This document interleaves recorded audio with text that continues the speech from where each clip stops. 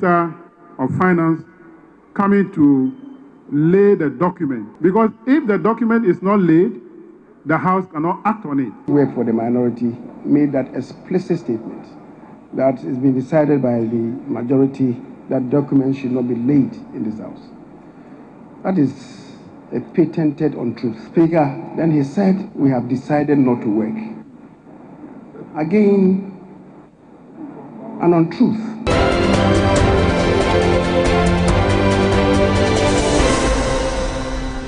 The police CID has cordoned off the Kwashiman cluster of schools, a storage site for the contested ballot boxes from Ablekuma North, which was set ablaze in the early hours of Tuesday. Ballot papers were reportedly removed and burnt behind the school, intensifying concerns in a constituency that is one of 12 under contention. When I got up, we tried coming out because we saw a whole lot of smoke around and we didn't know what was happening. So when we came out, we saw that there was flames over there. Tall boys there too. Bakushe red, nah, white, bakushe black, nah, the dot and wire rasta.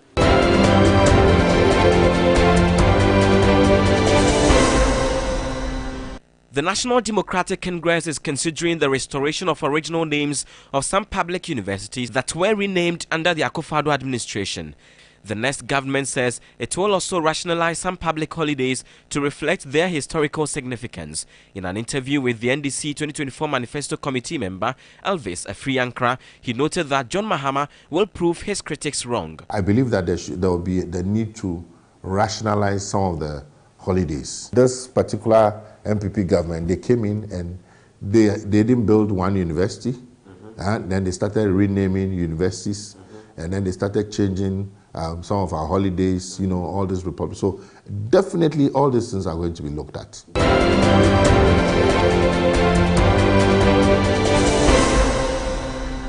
The cholera death toll in the Western region now stands at 15, even as the health authorities reach 50% of their projected population vaccination target of about 642,000. Whilst the Secondary Takrady Metropolitan Assembly embarks on a disinfection drive, Irama Smith assesses the level of public awareness of the outbreak. The disinfection exercise is in two folds. Currently, Zoomlion has joined in the campaign, and we receive a data from Ghana Health Service. They have given us homes that suspected cases have been recorded and homes that we lost some patients.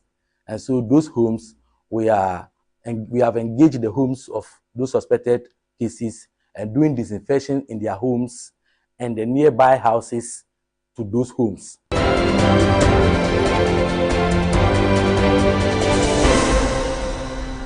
Workers of Gihog Distilleries Company Limited have staged a protest against management, citing poor maintenance of facilities and unfair treatment of staff. The workers also expressed frustration over poor working conditions of service. For the past 7 good years, no bonus, no increment. Last year, you could pay in January, even bonus last year. For the past 7 years, we've not received any allowance. The same thing happened last year, and we are not going to allow that. And increment, my salary, me 1,003, make up a school fees in book, or you say.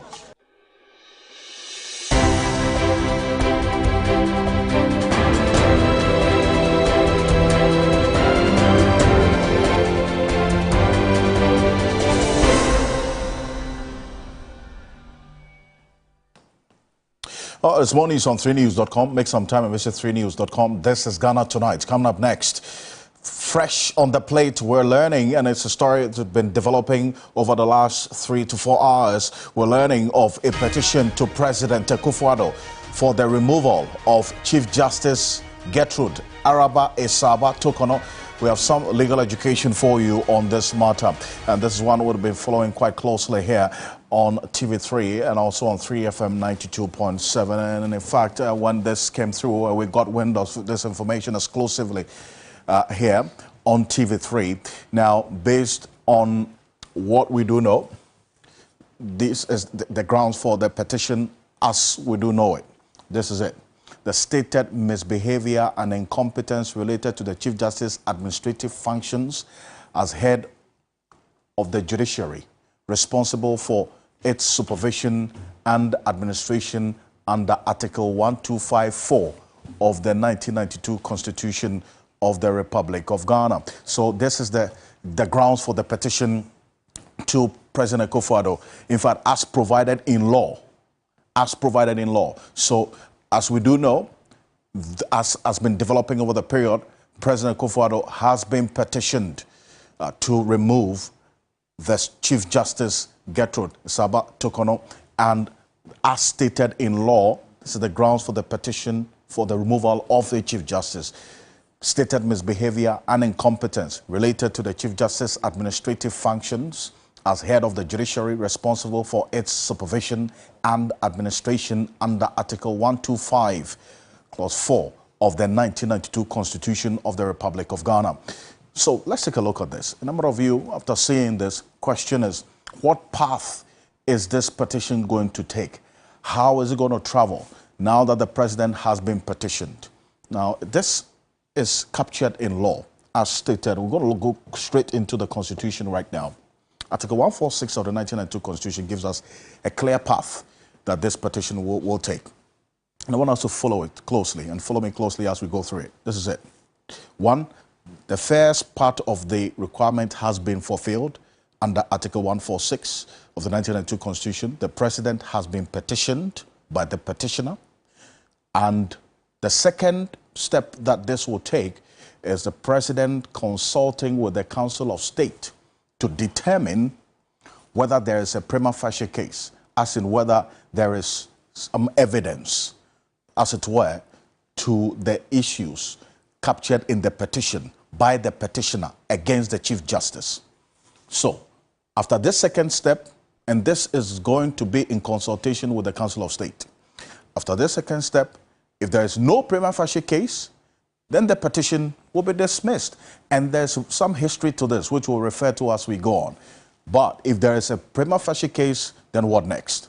The next step is that if there is indeed a prima facie case, or if there's some evidence to back the issues captured in the petition by the petitioner to the president for the removal of the Chief Justice, then a committee comprising 2 Supreme Court justices and 3 other persons who are not members of the Council of State, nor MPs, nor lawyers, will be tasked to probe the matter. Then, after that, the president is bound by the recommendations of this 5-member committee. The 5-member committee comprising 2 Supreme Court justices and 3 other persons who are not members of the Council of State, because in the previous instance, as I showed to you, if there's no prima facie evidence, obviously the Council of State has been consulted already as per the second step. The president is going to consult them right after receiving this. If he's in fact bound by law to do so, then this 5-member committee who are going to determine, in fact, after there's an establishment of a prima facie case, then they would have to sit on the prima facie case. And obviously, as has been captured in the law, the final stage is that the president is bound by the recommendations of this 5-member committee comprising 2 Supreme Court justices and the 3 other persons who are not members of the Council of State, nor MPs, nor lawyers. And they'll be tasked to probe this matter. So essentially, this is what is at play right now and what we are seeing going through, and this information that we've been monitoring quite closely here on TV3 and also on Ghana Tonight. It's something that's been developing quite fluidly. But let's get on to Zoom right now. And private legal practitioner Justice Abdullahi is joining us. Thank you so much, Counsel, for your time. Good evening to you. Now, seeing how things have played out, and as I've outlined right now, and it appears the path that this petition to the President for the removal of the Chief Justice will take is quite clear in law, is it not? Absolutely. Adequately captured under Article 146, in fact, Chapter 11 of the Constitution details out the removal processes of the justices of the Superior Court, and indeed the Chief Justice. the removal of the Chief Justice as well. There's no ambiguity about the path that this case or this petition will take. I mean, the processes as outlined, is it not? I mean, it's pretty straightforward, or there is some outlier somewhere. So indeed, as you rightly pointed out, I think recent events have shown that the Constitution is not as clear as we thought anyway, at least as per the practices that we have witnessed recently. So it's sometimes quite difficult to make such pronouncements. However, if you go by the letter and the spirit of the Constitution, it appears that on this issue, once a petition is sent to the president doesn't have a say in it. The president simply informs the Council of State of the receipt of a petition for the removal of the Chief Justice. It's not entirely different if it is removal of other justices of the Superior Court. In their cases, rather than the Council of State, it goes to the Chief Justice, who then will constitute a panel. But once it's for the removal of the Chief Justice herself, let's remember she's a number 4. So then the Council of State comes in. And so the Council of State then they do have a dialogue with the president. And then the president appoints 2 members of the Superior Court. And usually this will come from, because the Chief Justice, usually this will come from the Supreme Court itself. So the appointment will be done 2 people from there and 3 other people who are neither lawyers nor judges or members of parliament or members of Council of State. The idea is to bring lay understanding to bear in the whole issue of the removal of the Chief Justice. Because if you bring in lawyers and or members of parliament and all these other persons, then they bring in their technical minds too. But this doesn't draw on the technical mind. It appears to be, if you reading the provisions of the Constitution, it doesn't look like their technical minds are what is of issue. It is the understanding, the basic understanding of the issues that are referred to them. It's of importance to them. And so once the committee is appropriately constituted, members of 5. Interestingly, when it has to do with the president, it's the same thing. The members of 5, if you want to remove the president, you need 5 people for the removal processes to go on. And except that those 5 people may either be health experts or members of the Superior Court, if depending on the grounds that you are relying on for the removal of the president. And so, yes, that's how it goes.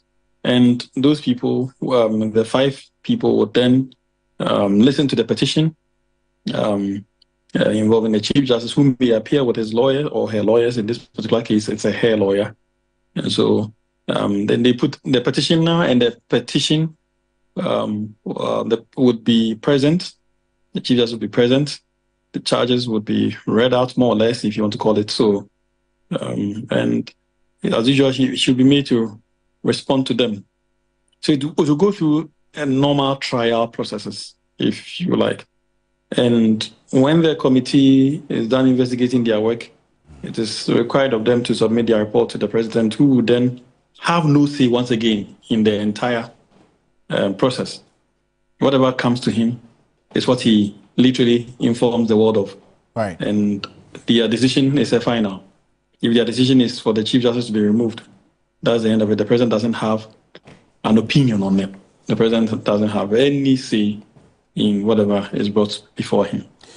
See, it's a very interesting point that you make about the president having no say based on the recommendations that this 5-member committee would make to him at that latter part of this entire process. But this is not the first time, Lawyer Justice Abdullahi, that President Akufo-Addo is being petitioned to remove a Chief Justice. I mean, the former Chief Justice, Justice Eni Yeboah, was petitioned by, in fact, the President was petitioned by ASEPA, as one of the CSOs in this country, to have him remove the former Chief Justice, Justice Eni Yeboah.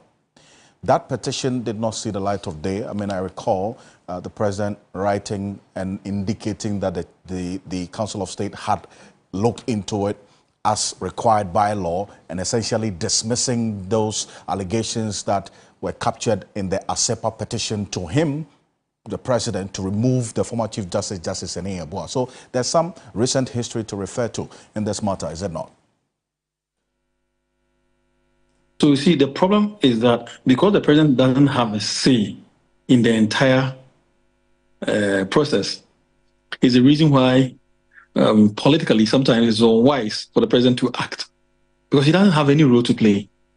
And so unless you are able to, and so sometimes it will be maybe your word against the word of the executive when you say that you have sent a petition and they say they have not received any petition, because otherwise it's a constitutional requirement on the president. If you genuinely have submitted a document, a petition to the president for the removal of the Chief Justice, and the president hasn't acted, then you are entitled to go to court to seek a mandamus, an order directed at the president to refer the matter to the Council of State to act in accordance with the Constitution. Otherwise, the president will be in breach of the Constitution if he doesn't act so.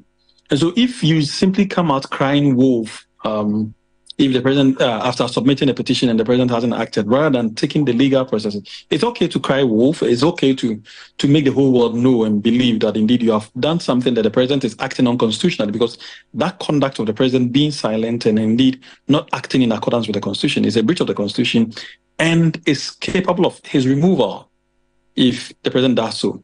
And so, I mean, it's a ground for the removal of the president if he's in breach of the Constitution. And so it is appropriate that after shouting and making the entire world know that the president is acting unconstitutional, I would love that you seek an order of mandamus directed at the president to submit himself to the Constitution by referring the matter to the Council of State, and also so that the appointment of the 5 people will be done. It is their work. It's not the president's work. The president is, once again, in this case, unlike other cases where the president is merely a conveyor belt, in this case, he goes beyond being a conveyor belt by also taking some active steps in the entire role of the proceedings, appointing the committee, and then also announcing. So the president, more or less, if you want, becomes a spokesperson of the committee. So he simply does what the committee says he should do. The other grave part of this whole procedure is the power of the president to suspend the Chief Justice. But this power is a discretionary power. The president may decide to suspend the Chief Justice if he feels there is enough grounds for the suspension. Otherwise, he may decide to simply leave him in the office and allow the processes to go on. And then afterwards, he make a decision.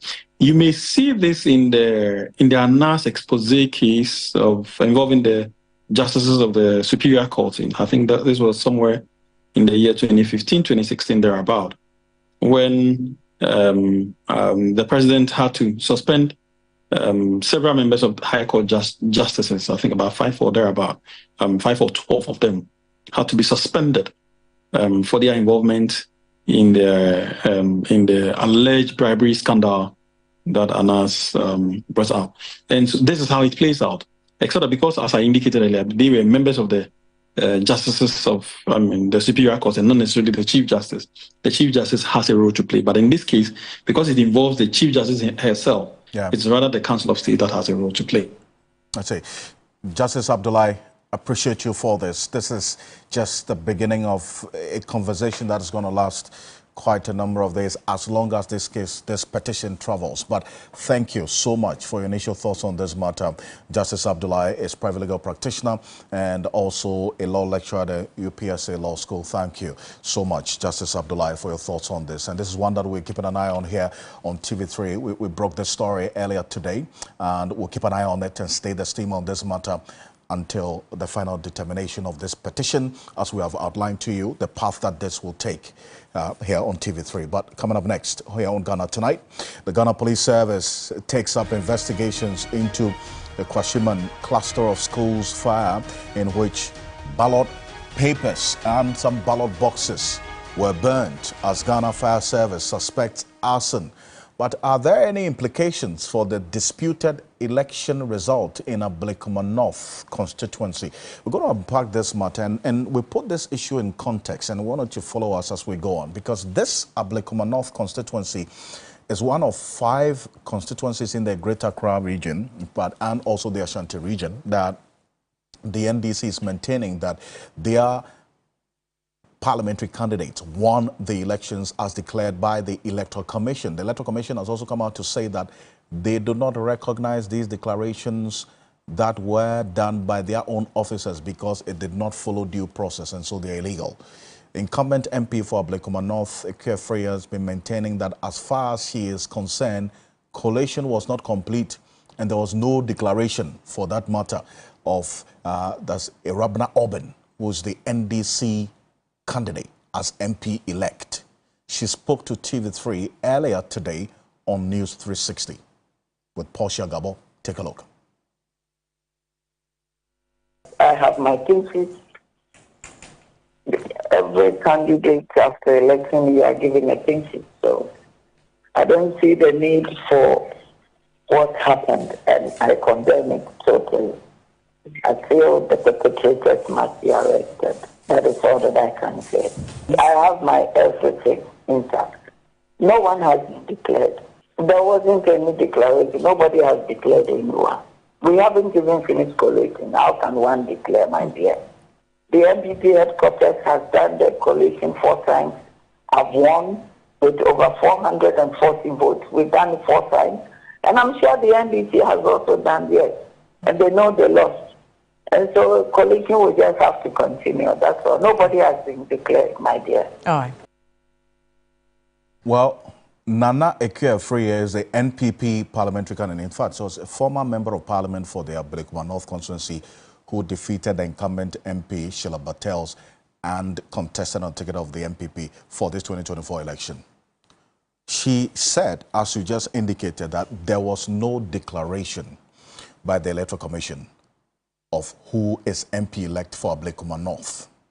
But based on the records of our coverage, which was also covered on other media platforms, there was indeed a declaration by the Electoral Commission returning officer for Ablekuma North constituency, declaring Irabna Obing, the NDC parliamentary candidate there, as the MP-elect. So we recall that video. Take a look at this.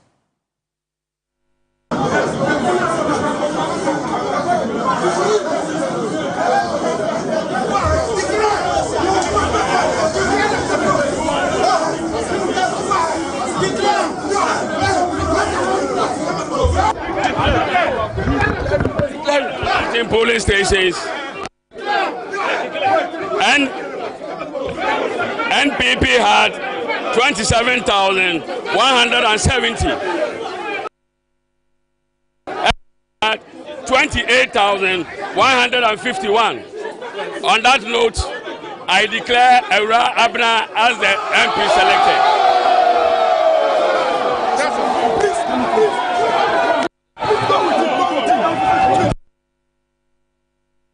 So this is what we have, and indeed this is public knowledge. And for those of you who stuck with us every step of the way, the extensive coverage of election 2024, you saw this declaration of Irabna Oben as MP-elect for Ablekuma North constituency. This is contrary to what the NPP candidate there, that's Nana Ekwe Freya, stated earlier on News 360.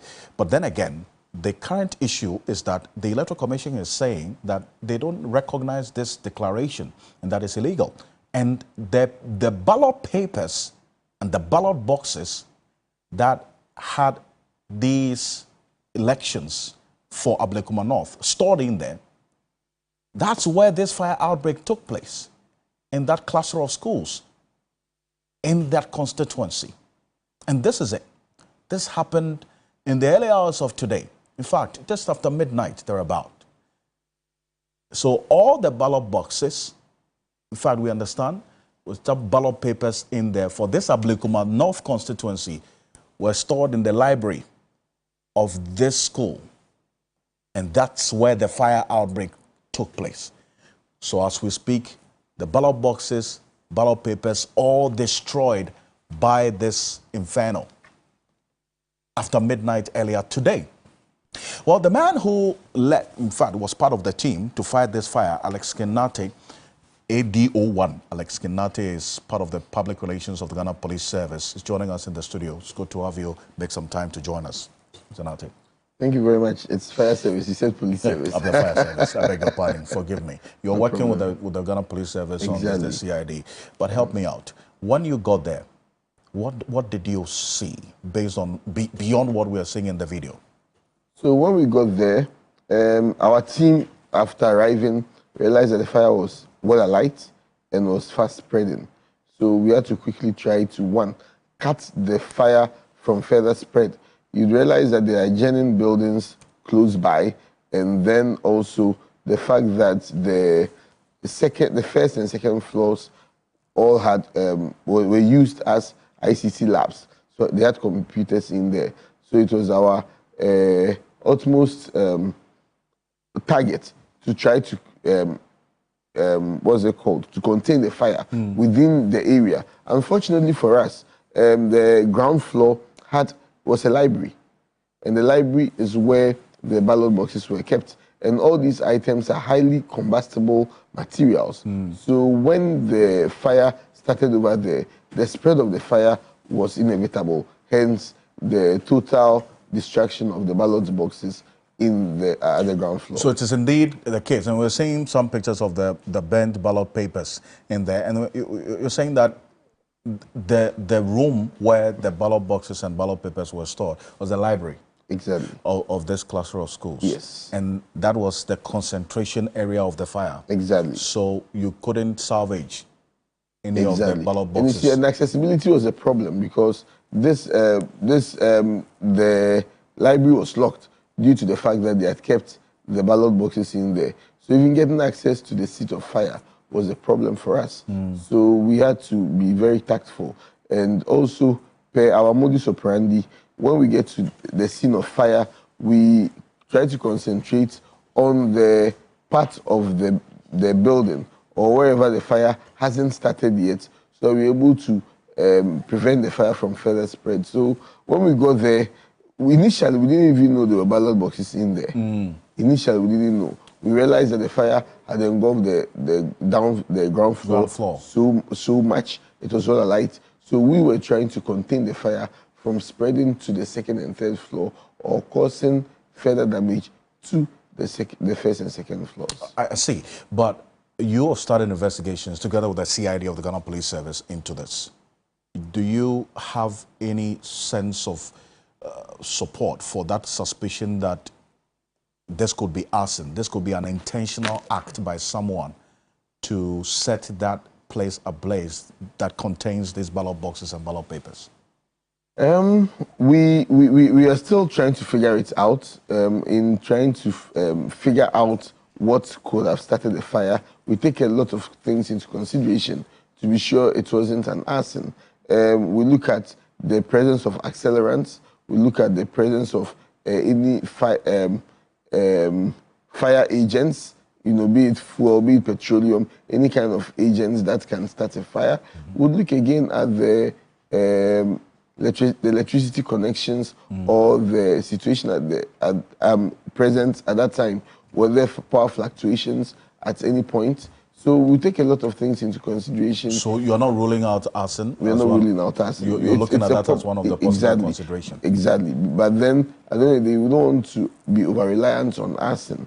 We can say that exactly, especially seeing that behind the school there were ballot boxes, that were ballot papers that were bent behind the school. The ballot papers bent behind the school? Yes. What does it mean? Is it as a result of the fire or before the fire outbreak, there was a collection of ballot papers bent, aside from what happened with the fire outbreak? So there were ballot papers bent beside the one in the library. So we don't know if they were in the library because at the time we got there, we finished fighting the fire. We even put the fire under control before our attention was drawn to the fact that there was a fire behind the school with papers. And see, we have a video of that, what you're describing. Let's take a look at this. Because then the video that we saw, and it confirmed to me if this is what you're describing, this is the building, yes, right? But behind the building, there was this ballot papers which we saw burnt there with some thumbprints yes, on it. And we're going to show that right now, just for the benefit of our viewers as well, to follow every step of the way on this. But this is one thing that, in fact, it generated some conversation as to whether indeed this is a possible case of arson because of this election results still being disputed right now. And so beyond this, you're working with the CID of the Ghana Police Service to establish the cause of this fire. Well, primarily the investigation is our job, you know. But then obviously we welcome any support that we can get. So our colleagues from the police, you know, CID coming in is a good thing. But primarily it remains our field. So we would definitely do our investigation, and then you know, if we find out truly that it's a case of arson, then we'll hand over the findings to the police so that they take it from there and take up the prosecutorial actions against whoever is found culpable. But some of the residents that my colleague Gordon Osideba spoke to indicated that they saw some young men just, you know, when the fire started. Let's listen to them. Try coming out because we saw a whole lot of smoke around and we didn't know what was happening. So when we came out, we saw that there was flames over there. Tall boys, they are too. Bakusha red, nah, white, Bakusha black, now the dot and wire rasta. Oh, so all of this information is something that you would leverage on to guide you on what to look out for. Exactly. Right? So as I said, a lot of things goes into we take a lot of things into consideration during our investigations.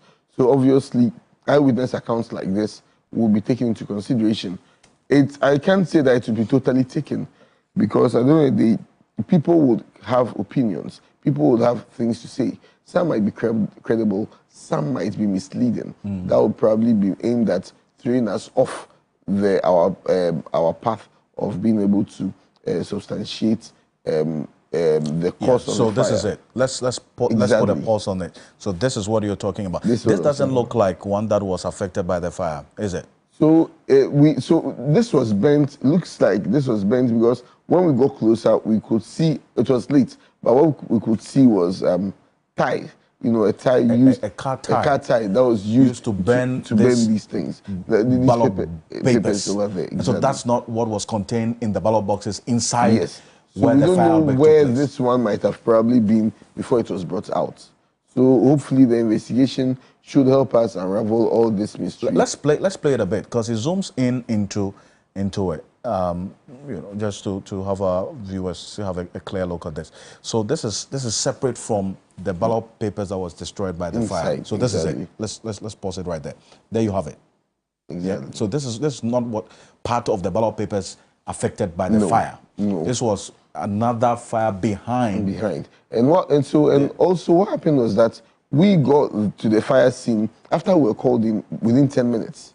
So before the time that the fire probably had started, we don't know who was so close to have probably been able to take this box out to do what they would have wanted to do. So for now, I can't tell if the box was taken out right before the fire started, you know, or during the, you know, before we attended the scene. But then again, people have expressed concern that why wasn't the fire service stationed or to anticipate a situation like this? And what I kept telling them was the fact that we as a service, as part of the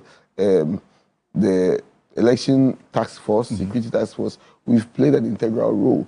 And so our warehouse, the EC warehouse at Abilimpi, for instance, we have a standby fire tender over there that is taking care of the warehouse and the items there. But then this should also be a wake-up call for retooling of the Ghana National Fire Service. Because then if we have more than enough fire tenders, we'll be able to channel more than enough fire tenders to all these volatile areas. But mind you, this tender that responded to this fire was at Anya Market. This same fire tender attends to fires in Ablekuma, attends to fires in Anya, Weja, Bawe, so to Alaji, Israel, all through to Kwashiman and La Paz. So we can't then take that fire tender. One fire tender. One fire tender. I see. So we can't just take that fire tender and station it there, depriving the good people of Ghana of our services. Indeed. So then I believe that moving forward, if we have much more excess fire tenders, we should be able to, offer... Deploy them this way. Exactly. Well, I spoke to the Director of Legal Affairs for the NDC, that's Godwin Ejitamaklo, finding out from him whether this fire outbreak could possibly impact on the happenings in the Ablekuma North constituency with respect to the election issues there, and the Electoral Commission's position is at stake. The NDC has gone to court asking that the court restrains the Electoral Commission from going ahead with any attempt of recollating or redeclaring the outcome of the said elections in Ablekuma North. I spoke to him on 3FM 92.7 Hot Edition, 5 p.m. Monday to Friday. This is what he had to say. No, you see, so I was involved in the collation of the results for Ablekuma North. In fact, myself, Sam George Otukuno, our candidate, Rabna Orbin, the director election for Ablekuma North for our party, on one side, the NPP candidates, Ekwefriye and her team, on the other side. We went through the coalition one by one. The details have already been recorded.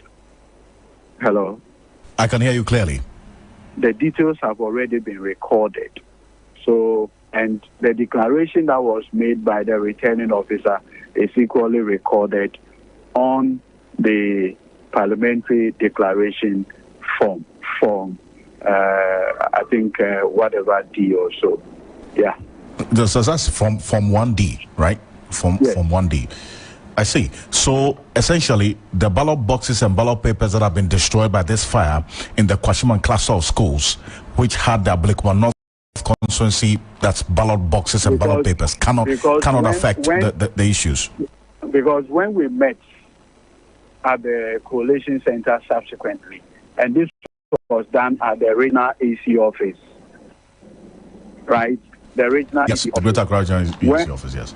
When we met at that meeting, I was there.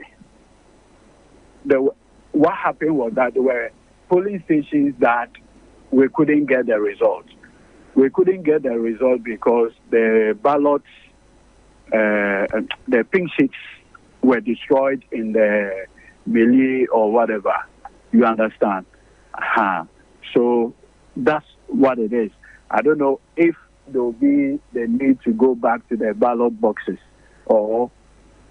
but like I said, a declaration has already been made. So are you saying that in essence, based on what the Electoral Commission said in their press conference on Friday, that some irregularities characterize the declaration of the Ablekuma North constituency? I was asked Godwin Ejitamaklo there. He's the Director of Legal Affairs for the NDC. So there's an issue that he raises there, and Eddie, I'll have you go at this point. He says that, yes, they have the pink sheet, but there were some polling stations that they didn't have the results of those polling stations because of some misunderstanding that ensued in there, and so led to some skirmishes there. And so if they would have to refer to the ballot boxes for the polling station results in there, that could create another situation as we have it. So we'll see how the coming days will look like on this. But this is just the beginning of the path to investigation for you, is it not? Quickly, yes. Before we go finally. Yes. So it's the investigation. We wouldn't want to put a timeline to it right now, but we understand and appreciate the exigencies of the time that we are dealing with. Right.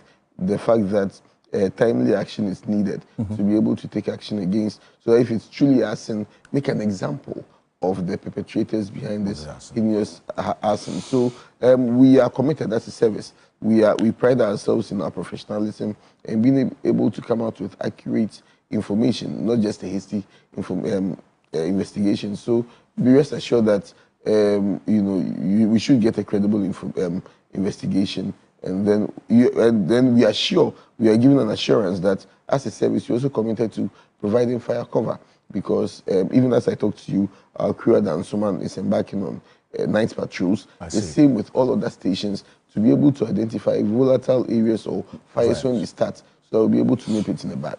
Idiowan, Alex Nate, thank you very much for making the time to be here. It's visible that you're tired doing this, but for God and country, as I say, thank you. Wish you well. But let's stay on this matter. My colleague Emmanuel Samani is in the Ablekuma North constituency right now, connecting with us on the People's Voice. Samani, talk to me. Where are you exactly, and what are the people telling you where you are?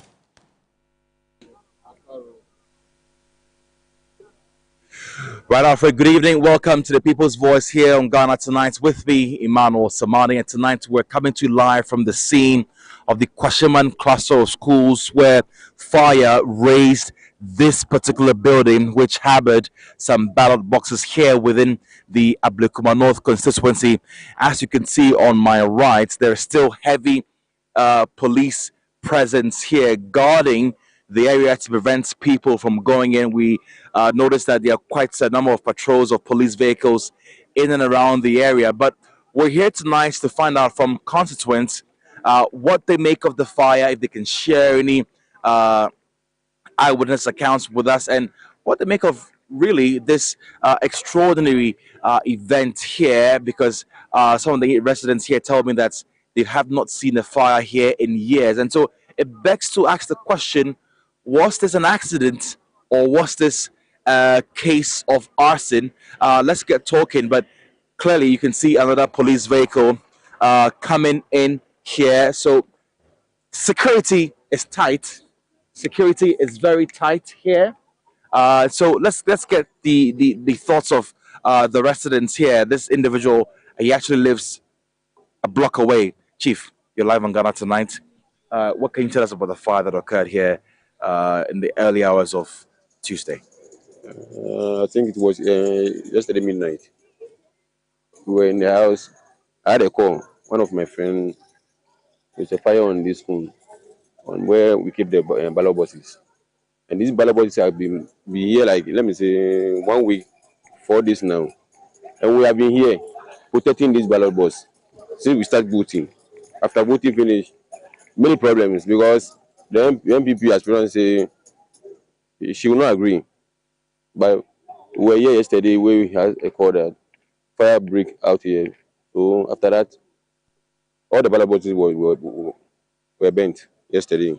Right. So the whispers in towns are saying that it might have been a case of arson. Do you share in that sentiment? Me, I don't believe. I believe it was a planting. I believe. It was a planting. All right. But why are you certain that? Why do you have that conviction? Because this gate has been locked. Back of the school, there was a small gate to there, has been locked. So how can fire enter where the ballot building? If a fire for enter this school safe, like for enter another side, not the place where the ballot box did. So it was a planting. Well, those are his views. Let's get some more thoughts on this as well. This gentleman also lives around the area. Chief, you're live on Ghana Tonight. Can you tell us what happened here? Okay, I think yesterday I used to come and pray here. So I was there with my people, and all of a sudden, you will say it was so be a fee eba. I say it was a hano recently I'm not two fence hall. So I don't know the reason why I like it just fee was side there, but so now I was trying to look for people around to even to help to call the fire service to come over. But seriously, how the fire came out from that place, I have no idea about that. So, yeah. So do you think this fire was caused by an accident, or there was something behind it? Oh, there's something behind it. There's something behind it because I don't mean I didn't see a fire, but because some group of people been over here. But you've been here for a while. When was the last time you had a fire outbreak of this magnitude? in this community? No, seriously, since I came to start praying here, something like this happened here before. Well, those are the sentiments shared by the residents here. They are the view that might have been an act of arson, but clearly the security men are on it. I can count about some 6 police officers clad in uniforms and with their weapons and ammunition. And so security presence is quite high, even though fire has raised this particular building. And so we're trying to get closer, but police told us to back off. We're not allowed into the premises. But it remains to be seen how things unfold here at the Kwashaban cluster of schools. And so that's it by way of the People's Voice. Back to you in the studio, Alfred. Samani, thank you. Good stuff right there. And we're keeping an eye on how things are playing out. But you know what? A number of you commenting on social media right now and watching us live on TV3 Ghana on Facebook that it is after this fire outbreak that 3 police vehicles have been deployed there. You know, that's a crime scene, yes, but to the extent that already there was some dispute about this particular constituency's declaration and election result, you would expect that there was some level of security and police presence at this school where the ballot boxes and ballot papers were. But based on the account of the fire service, there was no security, at least from the Ghana Police Service for that matter. And so, after the fact, you have the right things being done. But then again, we're live on 3FM 92.7. But I want to tell you something. Get ready to close out the year in style with the official end of year party. That's the 3FM all-white party happening on the Saturday, the 28th of December. That's just a Saturday ahead of us. And that's just 2 Saturdays ahead of us, I beg your pardon. On the 28th of December at 7 p.m. at the Plush La Palm Royal Beach Hotel. Imagine the perfect night filled with electrifying music from the hottest DJs, thrilling live performances from Stoneboy, Kiddy, Keche, and Samani. And all your favorite personalities under one roof, dressed to slay in all white. Guess what? We would all be there. So make some time on the 28th and come join us at La Palm Royal Beach Hotel. The numbers to call 0531 100 927 0531 100 927 0532 200 927 0532 200 927 for your table or seat reservations today. It's on the 28th. Start planning for it. Go for this quick break. All White Party is proudly sponsored by GCB Bank, your bank for life, Frutelli, Calipo, Lemfi, Slam, Perfumes, and powered by 3FM 92.7. We're back shortly after this quick break. Stay with us.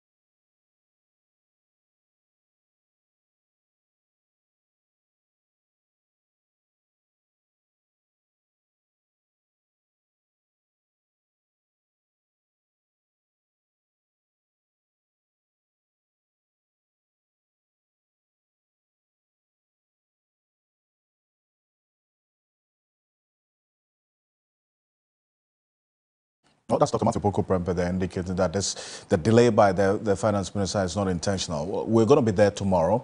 We're going to be in Parliament here on TV3 and on 3FM, Onia FM, Onia TV. So make some time and stay with us here on Media Journal. That's across all Media Journal platforms. We'll find out if the finance minister will eventually show up in Parliament tomorrow. Remember, he's part of the government's transition team, which is also having its meetings at the Accra International Conference Center. Parliament is also being hosted at the Accra International Conference Center.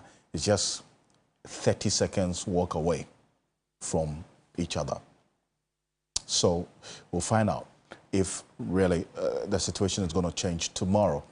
But get ready to close the year again. And as I remind you, to join us on the 28th of December at 7 p.m. at the Plush La Palm Royal Beach Hotel for the 3FM All-White Party. Imagine all the people you're seeing on the screen there, electrifying performances, music from the hottest DJs, thrilling live performances from Stoneboy, Kiddy, Keche, Samini, all your favorite personalities under one roof, dressed to slay in all white, including all your favorite presenters across the Media Journal brands, inviting corporate Ghana to party with staff and our clientele. Tables are selling fast, so don't be left out. Call that number 053-22-00927, 053-22-00927, or 053-11-00927, 053-11-00927 for tables or seat reservations. I want to say thank you so much for staying with us here on Ghana Tonight. We will definitely be there as well on the 28th. Myself and the team, Dennis Boberi Wadam, and everybody you see here, we will all be there. My name is Alfred Okansi. Have a good night. Ghana Tonight is brought to you by Flamingo Paint. Superior durability, superior hiding, superior coverage, simply superior.